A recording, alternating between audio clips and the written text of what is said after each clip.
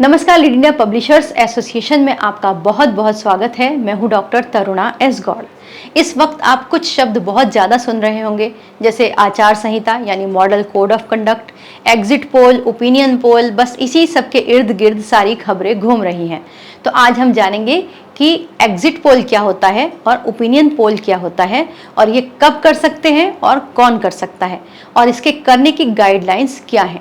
Guidelines जानना इसलिए भी ज़रूरी है कि अगर आपसे ज़रा भी मिस्टेक होती है तो सीधे सीधे आपके खिलाफ मुकदमा दर्ज हो जाता है और इसमें 2 साल तक की सज़ा का प्रोविज़न भी है।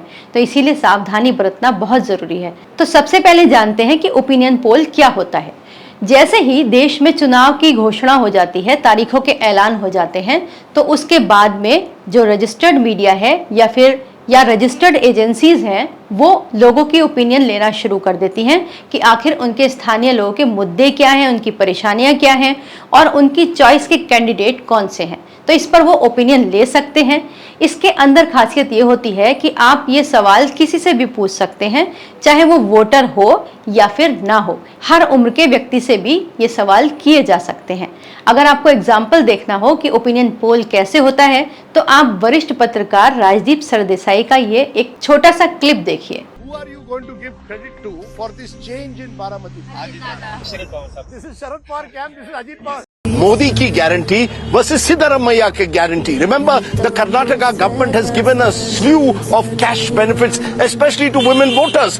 2,000 rupees per woman in a household in poor families and free bus rides for women. Modi or Siddaramaiah? Modi G sir. Modi ji. Modi ಬಂದ್ರೆ ದೇಶ ಸೇಫ್ಟಿ ಆಗಿರುತ್ತೆ ಅಷ್ಟೇ.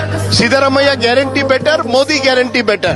ಮೋದಿ मोदी की गारंटी और सिद्धरामैया गारंटी। भाई development what development? India India future के India development. Narendra Modi guarantee पक्का। Narendra Modi guarantee पक्का। तो ये तो थे राजदीप सरदेसाई। ये कुछ भी पूछ सकते हैं, काफी सीनियर जर्नलिस्ट हैं।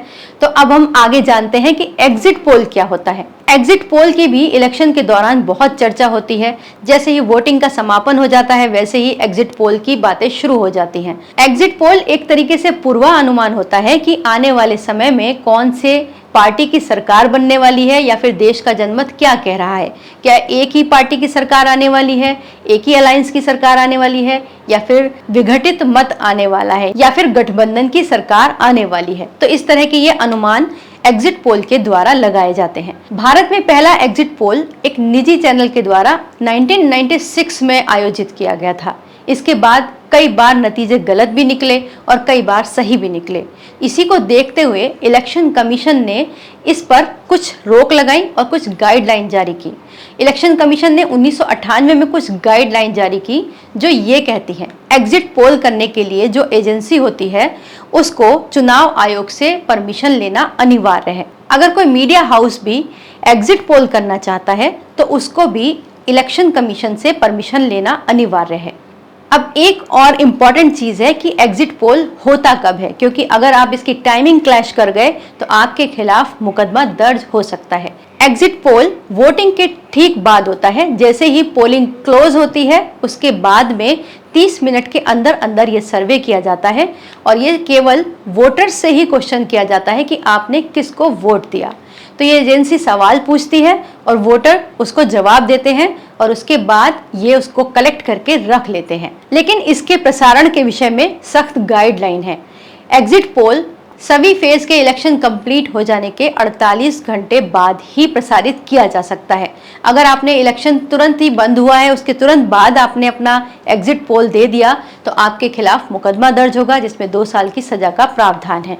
साथ ही साथ जो भी एजेंसी है या मीडिया है, उसको ये घोषणा करना ज़रूरी होता है कि ये जो एग्जिट पोल किया गया है, इसके अंदर त्रुटि की संभावना हो सकती है।